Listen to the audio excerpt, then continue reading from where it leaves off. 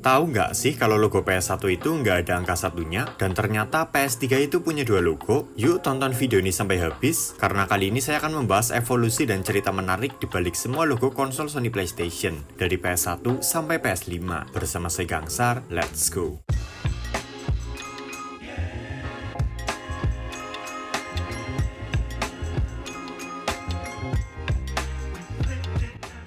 PlayStation sampai saat ini memiliki belasan model produk, dan tiap produk memiliki desain logo yang berbeda-beda. Kamu pasti sempat berpikir kalau logo PS itu identik. Ternyata kalau kita bandingkan dan bedah satu persatu, ternyata banyak perbedaan loh. Nah, di video kali ini saya akan menunjukkan evolusi logo PS dari masa ke masa, mulai dari PS1 sampai PS5, termasuk konsol-konsolnya yang langka di pasaran. Dan kita akan sama-sama menilai desain logo tersebut. Lalu kita akan mengenal lebih dalam arti dan ada cerita unik apa di balik logo-logo itu. Saya jamin akan membuatmu kaget. Oke yuk, kita langsung masuk saja ke daftar logonya.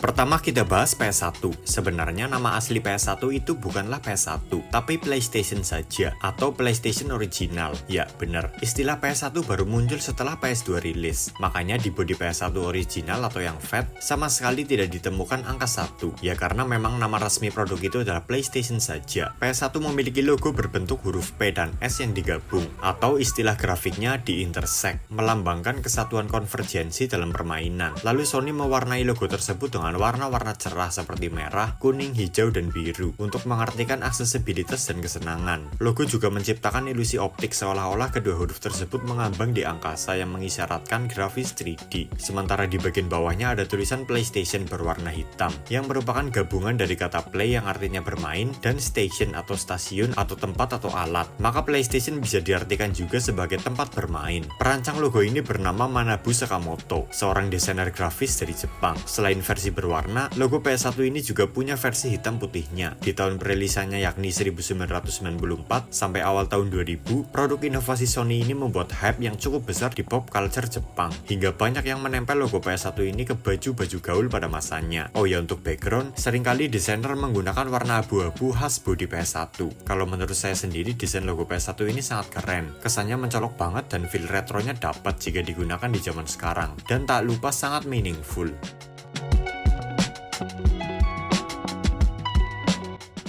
Setelah Sony merilis PS2 pada bulan Maret tahun 2000, Sony merilis ulang PS1 setelah 6 tahun rilis, yakni pada bulan Juli tahun 2000. Tentunya dengan teknologi yang lebih berkembang, membuat PS1 rilisan ulang ini menjadi makin mengecil atau slim, namun performanya tetap sama dan bahkan lebih efisien. Nama produknya kini diganti dari PlayStation menjadi PS1. Kata One diambil untuk membedakan dirinya dengan sang adik yaitu PS2 atau PS2. Nah, mulai saat itulah kata PS1 menyebar ke seluruh dunia termasuk di Indonesia. Untuk bentuk logo sendiri hampir mirip seperti logo PS1 Fat. Hanya saja di bagian bawah kata PlayStation dirubah menjadi huruf PS alfabet besar dan One dengan alfabet kecil. Warna teksnya adalah hitam. Menurut saya logonya standar saja, tapi tetap merepresentasikan PS dengan ukuran mini. Karena font yang dipilih juga imut-imut. Desainer logo ini bernama Teiyu Goto asal Jepang. Kemudian ada konsol terbaik yakni PS2. PS2 punya dua model yakni Fat dan Slim, dan keduanya menggunakan logo utama yang sama yakni lettermark bertuliskan PS2 dengan gradasi dari biru tua ke biru muda. Logo ini juga bisa berubah menjadi monokrom putih didampingi dengan warna background hitam. Menurut saya desain logo seperti ini hanya bagus pada masanya, tapi tidak di zaman sekarang. Saya malah lebih suka logo PS2 yang sebelum era 2000 yang juga terpampang di cover disc game PS2. Desainer logo ini bernama Teiyu Goto, orang dalam tim desain Sony PlayStation. Menurut keterangannya, font yang tegas dan penuh garis seperti ini mengartikan kecanggihan. Sementara logo huruf S-nya jika kita perhatikan menyerupai anak tangga yang mengartikan lompatan yang signifikan dalam dunia teknologi. Menurutmu bagaimana logo PS2 ini? Apakah bagus? Tulis pendapatmu di kolom komentar.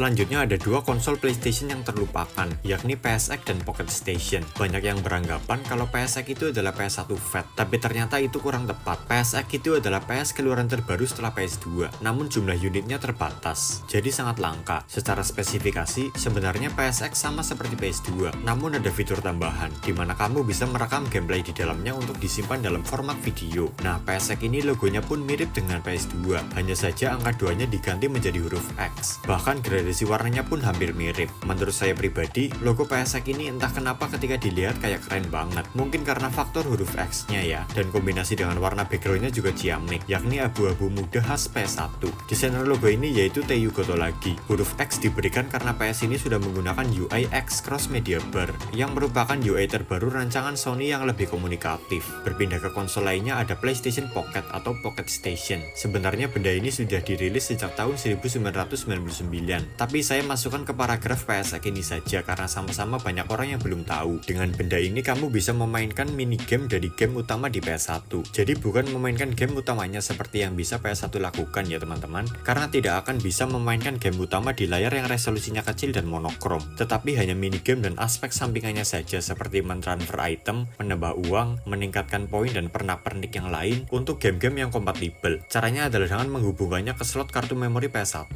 Logo dari Pocket Station ini adalah lettermark bertuliskan Pocket Station. Fontnya sama seperti PS1 dan diberi aksen grafik melengkung berwarna ungu di bagian bawahnya. Menurut saya desainnya keren banget, fontnya lucu, apalagi sentuhan garis melengkungnya terlihat seperti senyuman. Belum lagi palet warna ungu yang digunakan juga klasik banget. Desainer logo ini adalah Teiyu Goto. Nama Pocket diambil karena konsol ini sangat kecil, jadi bisa dengan mudah masuk ke dalam saku celana gamer.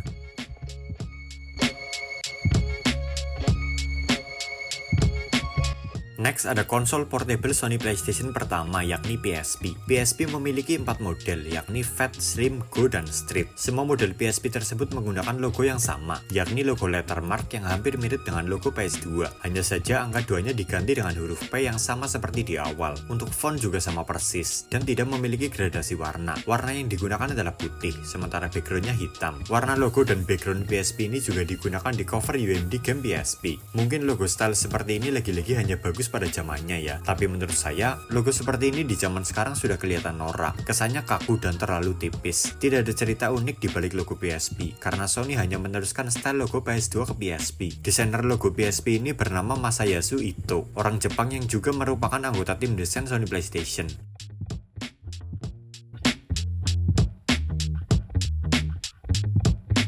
Lanjut lagi kita memasuki era PS3, tapi ini khusus model PS3 paling awal atau yang Fat ya. Logo PS3 Fat ini sangat ikonik karena tidak lagi menggunakan singkatan, tapi dijembreng menjadi logo lettermark bertuliskan PlayStation 3. Nah yang bikin unik, font yang digunakan itu sama persis dengan font logo film Spider-Man yang disutradarai Sam Raimi dan dibintangi oleh Tobey Maguire. Dari film 1 sampai 3 menggunakan font yang sama. Kenapa demikian? Usut punya usut, ternyata Sony berharap hype film tersebut terbawa juga ke perilisan konsol PS3 ini. Jadi bisa saling silang atau timbal balik. Film mempromosikan konsol, konsol juga mempromosikan film. Dan tak lupa gamenya, yaitu game Spider-Man 3. Kok bisa seperti itu? Karena memang film Spider-Man ada di dalam naungan induk perusahaan yang sama, yakni Sony Pictures. Namun sayangnya, harapan Sony yang begitu besar terhadap penjualan PS3 Fat tidak sesuai ekspektasi, karena produk konsol tersebut memiliki problem mesin yang cepat rusak, sehingga menurunkan jumlah penjualan. Font yang digunakan oleh logo PS3 Fat bernama Mata, karya T26. Anggota tim desain Sony Interactive Entertainment, Teiyu Goto mengungkapkan kalau bodi PS3 Fat ini juga didesain berdasarkan style font Mata tersebut. Untuk presentasi, logo PS3 mempunyai warna letter putih dan dikombinasikan dengan warna background hitam. Menurut saya logonya memang keren, terkesan garang dan cepat, namun sayangnya nasib konsolnya tak seperti yang diharapkan.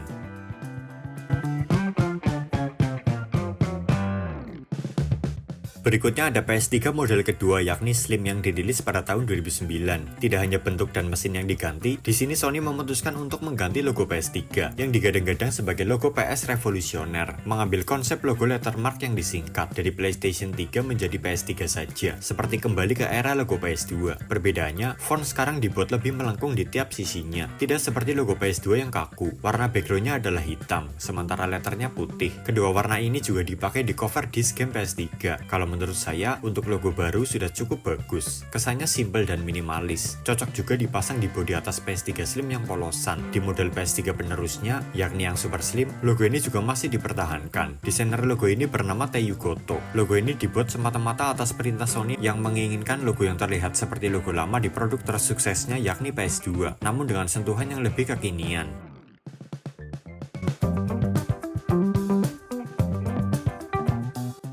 Setelah PS3 rilis, datanglah konsol portable dari PlayStation generasi kedua, yakni PS Vita pada tahun 2011. Font yang digunakan oleh logo PS Vita masih sama seperti logo PS3, hanya saja angka 3 diganti dengan tulisan Vita tanpa ada spasi sebelumnya. Warna backgroundnya adalah biru khas PlayStation, sementara letternya putih. Warna background dan logo ini juga digunakan di cover disc game PS Vita. Saya cukup suka dengan kombinasi warna ini, apalagi warna birunya yang khas banget. Tidak terlalu terang, namun tidak terlalu gelap juga. Kadarnya pas. Menurut Mark Cerny, anggota tim desain Sony Interactive Entertainment, nama Vita diambil dari bahasa Latin yang memiliki arti life atau hidup dalam bahasa Indonesia. Kenapa nama ini diambil? Katanya Sony ingin mengubah aspek kehidupan sehari-hari manusia menjadi pengalaman hiburan. Memang sih dengan PS Vita ini, kita bisa bermain game dimanapun dan sambil apapun. Kita masih bisa beraktivitas layaknya manusia lain yang tidak nge-game sekalipun. Tapi ada juga banyak gamer yang kurang setuju dengan nama tersebut, karena tidak terdengar seperti nama perangkat teknologi. Mereka lebih setuju kalau harusnya PS Vita diberi nama PSP2 saja. Menurut saya juga demikian. Awal mendengar nama PS Vita, saya kira itu nama dari sebuah obat-obatan. Oh ya, 3 model PS Vita yakni Fat, Slim, dan TV semuanya menggunakan logo ini.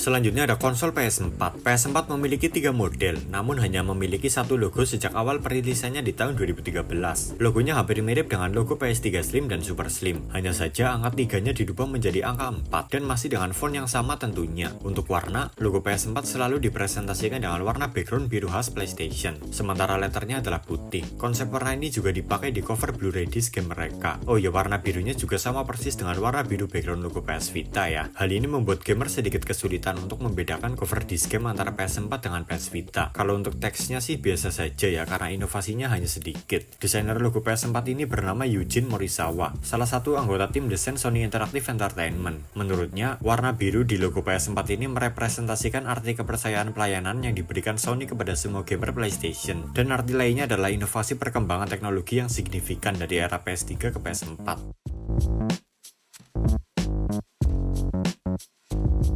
Terakhir ada konsol PS5 yang dirilis akhir tahun 2020. Untuk warna khas background logo PS5 adalah putih dan warna tulisannya hitam. Konsep warna ini juga digunakan di cover Blu-ray disc game-nya. Kalau menurut saya, di era PS5 ini, desainnya masih biasa saja karena mempertahankan style lama sejak era PS3. Jadi terkesan kurang inovatif. Namun pemilihan warna putihnya itu keren banget karena memberikan kesan clean, minimalis, dan futuristik. Salah satu anggota tim desain Sony Interactive Entertainment untuk bodi PS5 dan logonya adalah Eugene Morisawa. Ia mengungkapkan proses pembuatan logo ini lumayan lama karena melewati tahapan riset dan analisis, konsep dan sketsa, sampai riset dan iterasi. Intinya Eugene ingin memberikan nilai sederhana pada logo yang dibuatnya, namun masih terlihat modern, kuat, dan dinamis, sesuai dengan perintah Sony yang ingin merepresentasikan filosofi dan nilai-nilai perusahaannya. Oh ya, semua model PS5 yakni Fat, Slim, dan Pro menggunakan satu jenis logo ini ya.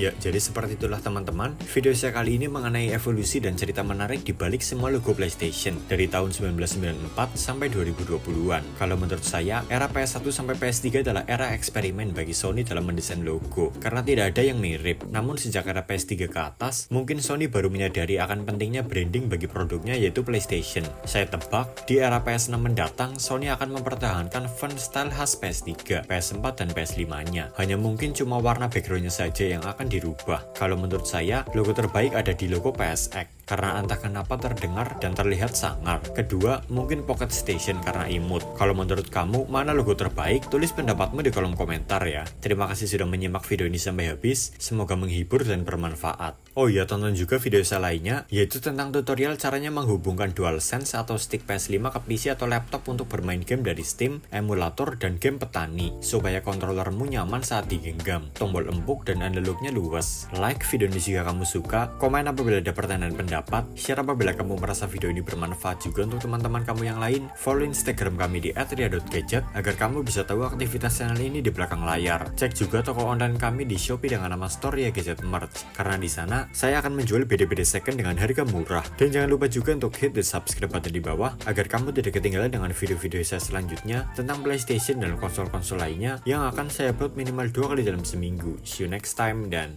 bye.